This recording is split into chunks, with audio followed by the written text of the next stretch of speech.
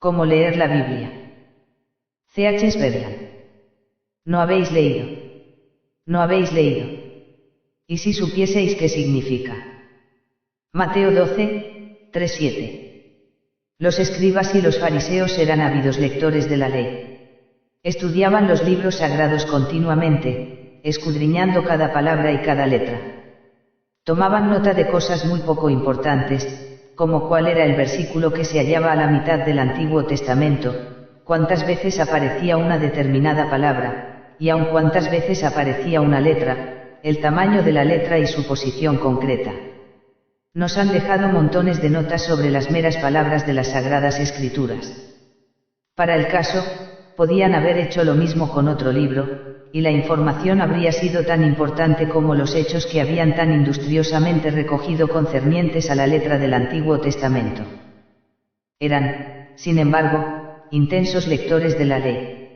Organizaron una discusión con el Salvador sobre un asunto concerniente a esta ley, ya que la conocían perfectamente, y estaban siempre listos para utilizar su conocimiento como un ave de rapiña utiliza sus garras para rasgar y desgarrar.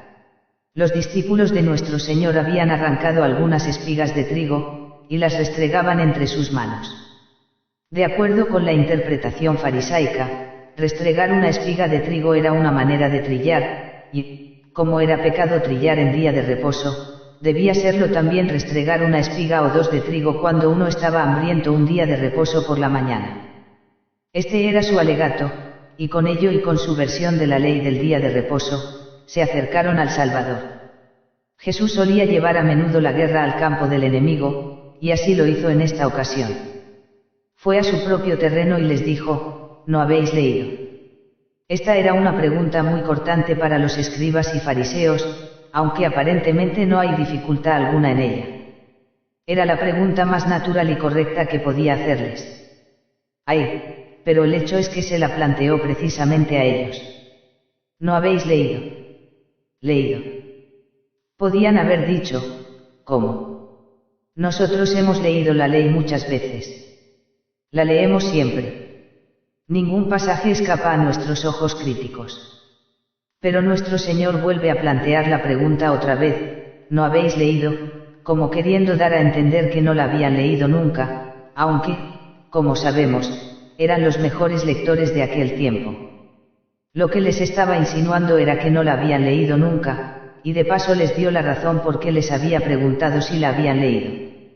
Les dijo, si supieseis qué significa, como queriendo decir, no la habéis leído porque nunca la entendisteis.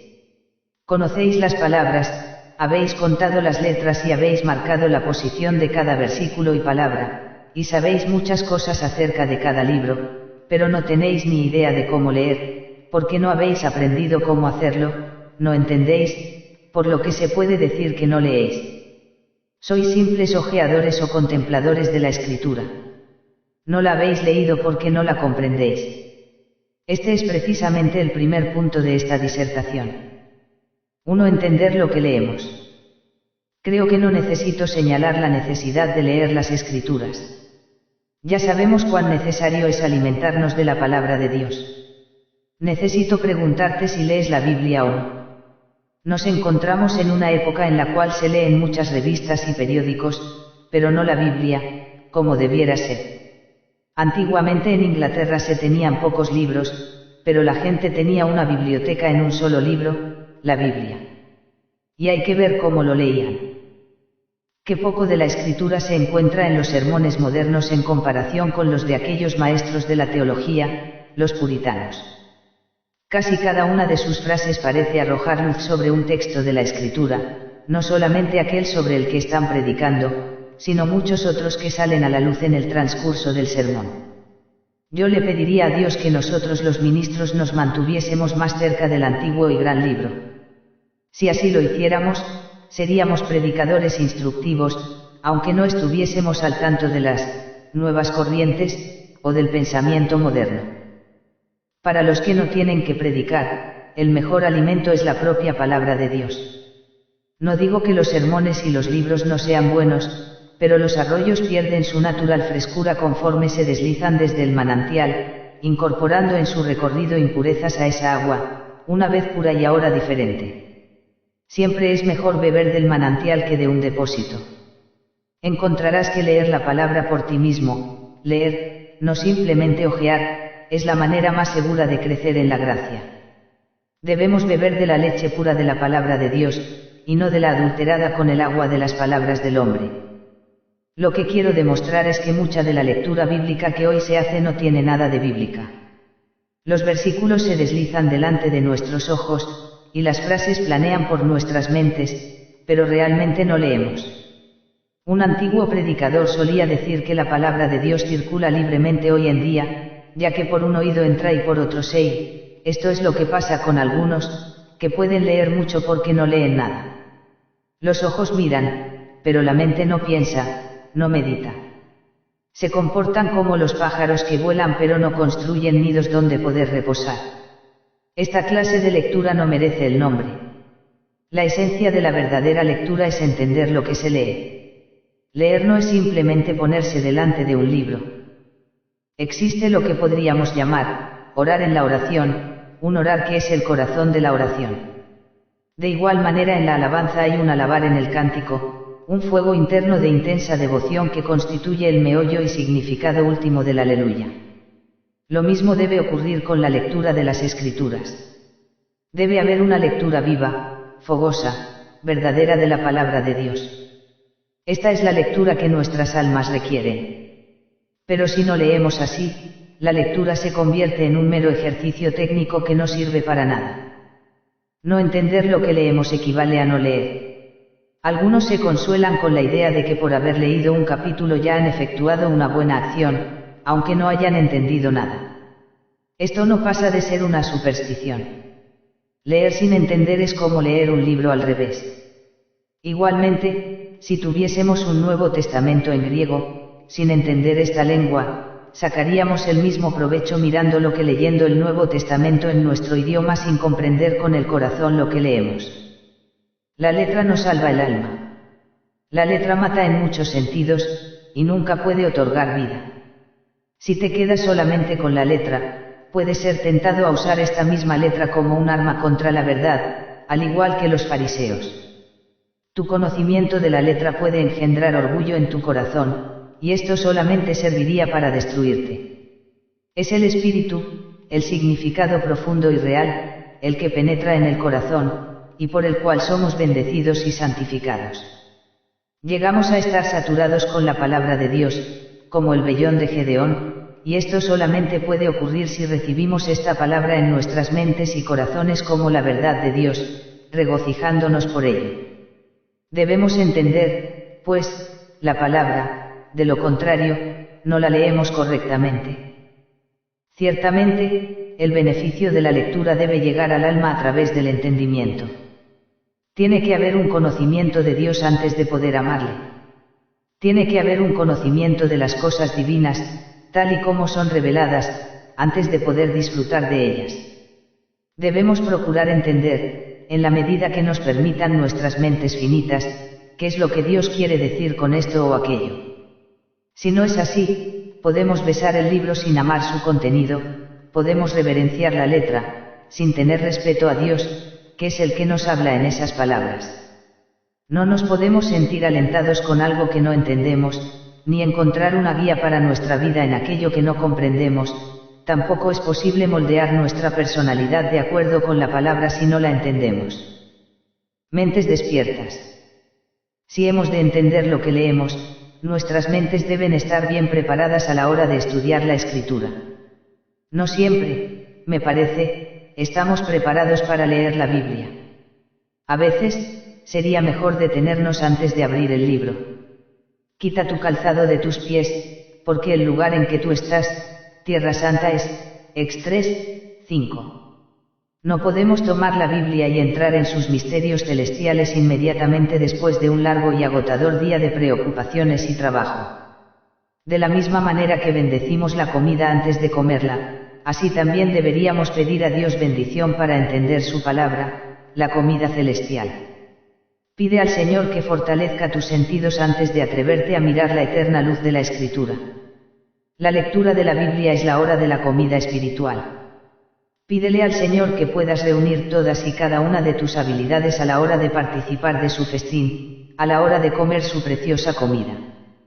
Tómalo en serio, ya que el estudio de las Sagradas Escrituras debería ser una cosa tan solemne como el adorar a Dios en su casa. Meditar en la palabra. Si así lo haces, pronto verás que para entender lo que lees, debes meditar en ello. Algunos pasajes de la Escritura son claros, vienen a ser benditos vados que el alma puede atravesar. Pero también hay profundidades en las cuales nuestra mente se podría hundir en vez de nadar con placer, si no somos precavidos. Hay algunos textos de la Escritura que están construidos simplemente para hacernos pensar. Con estos medios, entre otros, nuestro Padre Celestial nos educa para el cielo, haciéndonos indagar en los misterios divinos. Es por esto por lo que dispone la palabra de tal manera que nos obliga a meditar antes de poder alcanzar su dulce significado. Nos la podría haber explicado de tal manera que la hubiéramos entendido enseguida, pero no le agradó hacerlo siempre así. Muchos de los velos que podemos encontrar sobre algunas porciones de la Escritura no están allí para ocultar el significado del pasaje, sino para obligar a la mente a ser activa, ya que a menudo la diligencia que desplegamos para conocer la mente divina produce unos resultados más positivos que el propio hallazgo. La meditación y el cuidadoso examen de la Escritura fortalecen la mente para la recepción de verdades más elevadas aún. Debemos meditar. Las uvas no dan mosto si no se las exprime. Las aceitunas tienen que ser prensadas una y otra vez antes de dar el preciado aceite. En un plato de nueces se puede saber cuál de ellas ha sido comida, porque hay un agujero muy pequeño que el insecto ha abierto a través de la cáscara, y allí dentro está, comiéndose el fruto. Debemos horadar la cáscara de la letra, y vivir dentro, nutriéndonos del fruto. Me gustaría ser un gusanillo así, viviendo en la palabra y de la palabra, tras haber horadado un agujero en la cáscara y alcanzado el más profundo de los misterios del bendito Evangelio. La palabra de Dios es siempre más apreciada por el que más cerca vive de ella. Sentado, el año pasado, debajo de una frondosa haya, y admirando este que considero el más maravilloso de los árboles, pensé que yo no lo apreciaba ni siquiera la mitad que una ardilla. Vi una de ellas brincando de rama en rama, y sentí que ella realmente apreciaba aquella vieja haya, ya que tenía su casa en alguna parte de la misma, en algún hueco o concavidad. Aquellas ramas eran su refugio y los frutos de la haya su comida. Vivía en la haya. Era su mundo, su lugar de juegos, su granero, su hogar, era todo para ella, pero no lo era para mí, ya que yo tenía otros sitios donde descansar y comer. Con respecto a la palabra de Dios, deberíamos ser como ardillas, viviendo en ella y de ella. Ejercitemos nuestras mentes brincando entre sus ramas, encontrando nuestro reposo y comida en ella, y haciendo que ella lo sea todo para nosotros. Seremos los que más nos beneficiemos de ella, si la hacemos nuestra comida, nuestra medicina, nuestro tesoro, nuestra armadura, nuestro descanso y nuestra delicia. Que el Espíritu Santo nos guíe para que hagamos que la palabra sea así de preciosa para nosotros. Oración a su autor. Recordemos que, para conseguir esto, debemos orar. Es maravilloso meditar en la palabra, pero es aún más maravilloso orar inducidos por la meditación de la palabra. No me estoy, quizá, dirigiendo a alguien que no lee la palabra de Dios, o a alguien que sí la lee, pero sin el firme propósito de entenderla. ¿Te gustaría empezar a ser un verdadero lector? Entonces debes arrodillarte y pedirle a Dios seriamente que te ilumine y dirija. ¿Quién entiende mejor un libro? Su autor, sin duda alguna. Si quisiera estar seguro del correcto significado de una intrincada frase, y el autor de ella viviera cerca de mí, y pudiera visitarlo, llamaría a su puerta y le diría, ¿sería usted tan amable de explicarme qué es lo que usted quiere decir con esa frase? Estoy completamente seguro que el significado está claro, pero soy tan simple que no lo puedo deducir. No tengo ni el conocimiento ni la autoridad que usted tiene sobre esta materia, y así, sus alusiones y descripciones están muy por encima de mi discernimiento. Para usted no tiene ninguna dificultad, pero es muy difícil para mí. ¿Me podría explicar, por favor, su significado? Un hombre de bien estaría encantado de que le trataran así, y no consideraría un problema revelar el significado de la susodicha frase a tan amable lector. De esta manera, me iría convencido de haber aprendido el significado correcto, ya que lo obtuve de su origen, del autor mismo. Así, también, cuando tomamos la Biblia, debemos pedirle a su autor, el Espíritu Santo, que nos revele el significado de lo que leamos. Probablemente, no hará un milagro, pero elevará nuestras mentes y nos sugerirá pensamientos, los cuales, por su mutua relación natural nos llevarán, al final, al corazón de lo que Dios quiere enseñarnos. Por tanto, busquemos de veras la guía del Espíritu. Oremos que el Espíritu nos abra los misterios secretos de su palabra inspirada. Emplear medios y ayudas. Por tanto, si pedimos que el Espíritu nos guíe y enseñe, se deduce que debemos estar dispuestos a utilizar todos los medios y ayudas necesarios para entender la Escritura.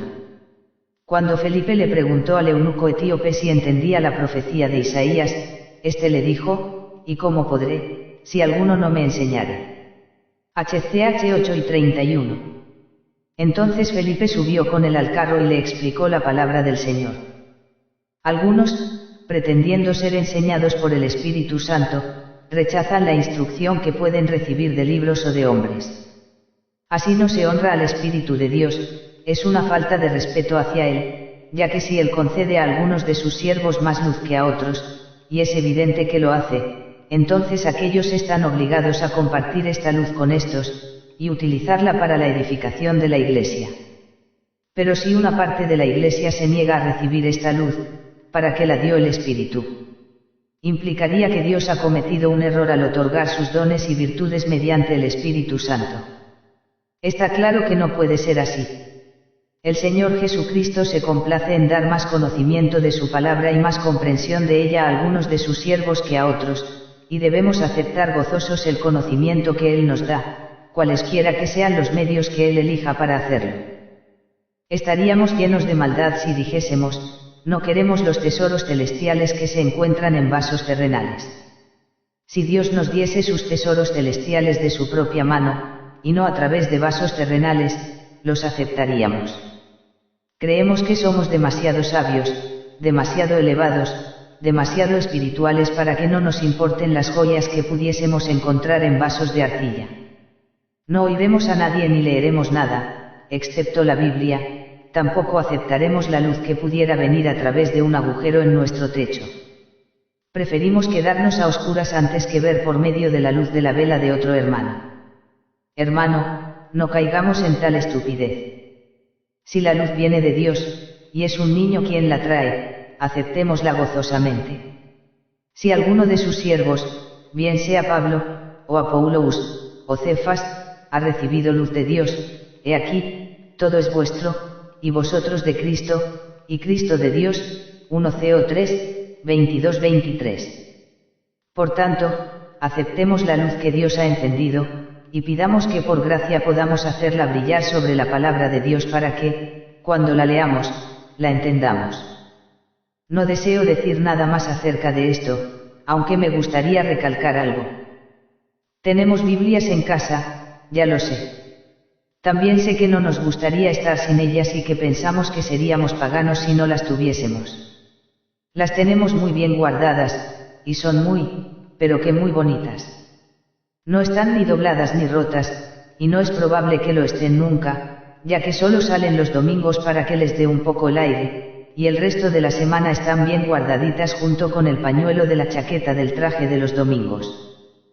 Si no leemos la palabra, ni buscamos en ella, ¿cómo puede bendecirnos Dios? Si creemos que no merece la pena buscar los tesoros celestiales, difícilmente los encontraremos. Ya he repetido muchas veces que escudriñar las Escrituras no es el camino de la salvación. El Señor dijo: cree en el Señor Jesucristo y serás salvo. Sin embargo, la lectura de la palabra guía a menudo, al igual que el oírla, a la fe, y esta trae salvación, ya que la fe viene por el oír, y la lectura es una forma de escuchar. Mientras busquemos conocer el Evangelio, al Señor puede placerle bendecirnos. Pero qué lectura de la Biblia más pobre e incompleta hacen algunos. No quiero decir algo que, por ser demasiado severo, no sea estrictamente cierto, dejemos que hablen nuestras conciencias, pero permítaseme preguntar, ¿no leen muchos la Biblia demasiado deprisa? Un breve pasaje, y ya está. No olvidan muy pronto lo que han leído y pierden lo poco que han asimilado. ¿Cuántos están dispuestos a conocer su corazón, su jugo, su vida, su esencia, y beber de ella? Si no hacemos esto, repito que nuestra lectura es deprimente, muerta, inútil. No merece la pena siquiera llamarla lectura. El Espíritu nos dé arrepentimiento en este sentido. 2. Buscando la enseñanza espiritual. Creo que este punto se encuentra en el texto que estamos considerando, porque nuestro Señor dice, no habéis leído. No habéis leído. Y luego añade, y si supieseis qué significa.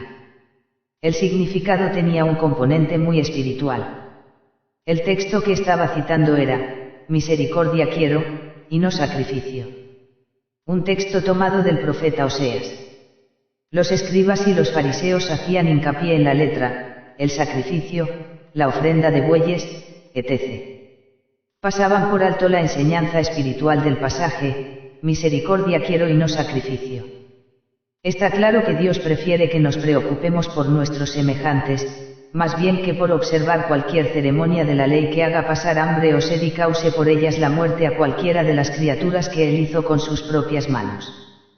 Deberían haber olvidado lo exterior y observado más atentamente qué es lo que realmente decía el texto, y cuál era su significado espiritual. Así es como nosotros también debemos leer, buscando la enseñanza espiritual. Es muy importante tener en cuenta que esta debe ser nuestra actitud cuando leamos los pasajes históricos. ¿No habéis leído lo que hizo David cuando él y los que con él estaban tuvieron hambre, como entró en la casa de Dios y comió los panes de la proposición, que no les era lícito comer ni a él ni a los que con él estaban, sino solamente a los sacerdotes? Esta es una de las porciones históricas de la Escritura que deberían haber leído buscando una enseñanza espiritual. He oído a algunas personas decir, sabes, yo no leo las partes históricas de la Escritura.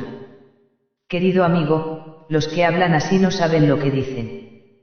Te puedo decir, por experiencia, que algunas veces he encontrado enseñanzas muchísimo más profundas y espirituales en las historias del Antiguo Testamento que en los Salmos. ¿Cómo es eso posible?, me dirás. Mi experiencia es que cuando se alcanza a penetrar en los profundos misterios espirituales de una historia, podemos quedar, a menudo, sorprendidos de la claridad con que la enseñanza penetra en nuestra alma. Algunos de los más maravillosos misterios de la revelación se entienden mejor a la luz de las historias que los relatan que a través de una mera descripción verbal de los mismos. Cuando tenemos una afirmación para explicar una ilustración, esta expande y vivifica la afirmación. Por ejemplo, cuando el Señor quiso explicarnos qué es la fe, nos remitió a la historia de la serpiente de bronce. Estoy convencido de que esta idea de lo que es la fe, el mirar todos aquellos que habían sido mordidos por serpientes a la de bronce, se nos muestra a todos con mucha más claridad que cualquiera de las explicaciones, maravillosas sin duda, que hasta Pablo nos dio. No debemos despreciar nunca las partes históricas de la palabra de Dios, y si resulta que no podemos aprender nada de ellas, mejor sería que dijésemos, esto se debe a mi necedad y simplicidad. Oh Señor, dígnate iluminar mi mente y limpiar mi alma. Cuando el Señor responda a esta oración, verás que todas y cada una de las partes de la palabra de Dios fueron dadas por inspiración y, por tanto, han de sernos de alguna utilidad. Abre mis ojos, y miraré las maravillas de tu ley. Sal 119, 18. Esto que acabamos de decir es también cierto con respecto a todos los preceptos ceremoniales, ya que el Salvador continúa diciendo, ¿o no habéis leído en la ley, como en el día de reposo los sacerdotes en el templo profanan el día de reposo, y son sin culpa? No hay ni un solo precepto en el Antiguo Testamento que no tenga un significado profundo y especial. Por tanto, no pasemos de largo el libro de Levítico, o digamos, no puedo leer estos capítulos en los libros de Éxodo y Números. Son todos acerca de las tribus y sus estandartes, las etapas en el desierto y las paradas, el tabernáculo y su mobiliario, o acerca de corchetes y vasos de oro, tablas, basas, piedras preciosas, azul, púrpura y lino fino. Detengámonos un momento, y busquemos su profundo significado, el verdadero. Al igual que la parte más valiosa y preciosa del tesoro de un rey es la más guardada y difícil de encontrar, así ocurre también con la escritura. ¿Has ido alguna vez a la biblioteca del Museo Británico? Hay muchos libros que cualquier lector puede tomar cuando desee. Hay otros para los que se necesita cumplimentar una tarjeta. Pero hay algunos otros que no se pueden tomar si no se tiene una orden especial, solo de esta manera se abren puertas antes cerradas, se abren cajas cuidadosamente embaladas, y entonces, y solo entonces, el lector puede examinar el libro, aunque bajo la atenta mirada de un vigilante. Así, igualmente, hay doctrinas preciosas, escogidas de la palabra de Dios, que se encuentran en cajas como el Levítico o el Cantar de los Cantares y, desde luego, no podemos obtenerlas si no abrimos ciertas puertas. El Espíritu Santo debe estar con nosotros, de lo contrario, nunca alcanzaremos esos tesoros. Las más grandes verdades se encuentran tan bien escondidas como los tesoros reales de los príncipes, por tanto, escudriñemos al mismo tiempo que leemos. No nos quedemos satisfechos con leer acerca de una determinada ceremonia, busquemos su significado espiritual, ya que en esto consiste la verdadera lectura. No habremos leído realmente hasta que no hayamos alcanzado el verdadero sentido, el espíritu de lo que leemos. Ocurre exactamente lo mismo con las afirmaciones doctrinales de la palabra de Dios. Desgraciadamente, he podido observar personas muy ortodoxas en cuanto a doctrina, y que pueden repetir su credo con mucha facilidad y, sin embargo, el principal uso que hacen de su ortodoxia es el sentarse y observar al predicador, con la intención de encontrar algo que criticar. Tan pronto ha pronunciado su primera frase, ya se le juzga como heterodoxo. Este hombre no retiene la sana doctrina. Dice cosas muy buenas, pero no es ortodoxo, estoy convencido, sus expresiones lo delatan. 1000 gramos por kilo no son suficientes para estos queridos hermanos a los que me refiero, tienen que tener algo más, y sobre, y por encima del ciclo del santuario. Utilizan su conocimiento como un microscopio, para agrandar las más minúsculas diferencias. No vacilo en decir que he encontrado personas que pretenden tener un conocimiento muy exacto de temas teológicos, pero que no conocen el verdadero significado de las cosas de Dios. Nunca han bebido de sus doctrinas, sino que más bien las han sorbido en sus bocas para escupirlas a otros. La doctrina de la elección es una cosa, pero saber que Dios te ha predestinado, y producir los buenos frutos para los cuales fuiste elegido, es otra cosa totalmente diferente. Hablar acerca del amor de Cristo, del cielo y cosas semejantes está muy bien, pero esto puede también hacerlo perfectamente uno que no tenga una experiencia personal de ese amor. Por tanto, nunca debemos estar satisfechos con poseer una sana doctrina, sino más bien deberíamos desear tener esa doctrina grabada en nuestros corazones. Las doctrinas de la gracia son buenas, pero la gracia de las doctrinas es mucho mejor aún. Busca obtenerla, y no pienses que has sido instruido cuando comprendes las doctrinas, sino cuando puedes sentir su poder espiritual en tu propia vida. Vemos, pues, que para poder llegar a esto, necesitamos sentir la presencia de Cristo cuando leemos su palabra. Recordemos otra vez lo que Cristo dijo, ¿o no habéis leído en la ley, como en el día de reposo los sacerdotes en el templo profanan el día de reposo, y son sin culpa? Pues os digo que uno mayor que el templo está aquí. Los fariseos tenían muy en cuenta las palabras de la ley, pero no supieron discernir que Cristo era el Señor del día de reposo, el Señor del hombre, y el Señor de todo. Cuando hayamos aprendido alguna doctrina o precepto, o cualquier otra cosa, pidamos al Señor que nos haga sentir que hay algo más grande que la simple letra impresa, y algo muchísimo mejor que la simple apariencia externa de la doctrina o precepto. Hay una persona que es infinitamente mayor que cualquier otra, y a Él debemos pedirle que esté siempre con nosotros. Pidamos que las palabras nos den vida, que sean vida para nosotros. Su palabra no está viva sin el poder vivificador del Espíritu Santo. Podemos conocer la Biblia de principio a fin, y repetir de memoria desde el Génesis hasta el Apocalipsis y, sin embargo, puede ser un libro muerto, y yo un alma muerta. Pidamos que el Señor esté presente en nuestra lectura, que podamos mirar desde la Biblia a Dios, desde el precepto a aquel que lo cumplió, desde la ley a aquel que la honró, o desde la ira a aquel que la soportó por mí, que es el sí y el amén. Entonces empezaremos a leer la Biblia de una manera muy diferente. Él se encuentra conmigo en mi habitación. Se inclina sobre mí, señala con su dedo las líneas, puedo ver su mano traspasada. Leeré como si estuviera en su presencia.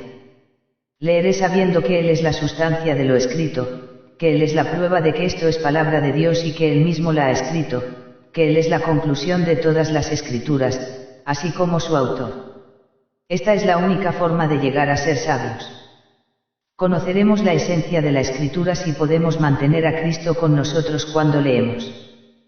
¿No has escuchado nunca un sermón que te haya hecho sentir que si Cristo descendiese en ese momento sobre el predicador, le diría: ¿qué estás haciendo? ¿Para qué estás aquí? Te envié a que predicases acerca de mí, sin embargo, estás predicando otras cosas. Vete a tu casa y aprende de mí, y entonces ven y habla. El sermón que no conduce a Cristo, que no habla de Él de principio a fin, es un tipo de sermón que haría reír a los demonios del infierno, pero que haría llorar a los ángeles, si estos pudiesen hacerlo. ¿Recuerdas la historia del galés que escuchó a un joven predicar un sermón muy bueno, excelente, sin tacha, en una palabra, perfecto? Después, el joven le preguntó al galés qué le había parecido. Este contestó que no le había causado ninguna impresión. ¿Por qué no?, replicó el joven. Porque Cristo no estaba en él. Bueno, sí, respondió el joven, pero es que mi texto no era acerca de él. No importa, dijo el galés, tu sermón tiene que hablar acerca de él. No veo el por qué, dijo el joven. Entonces no sabes cómo predicar aún, respondió el galés. Esta es la manera como se debe predicar, dijo, y añadió, desde todos y cada uno de los pueblos de Inglaterra, por pequeños que estos sean, hay siempre un camino a Londres. Puede que no haya un camino a otros lugares, pero siempre hay uno a Londres.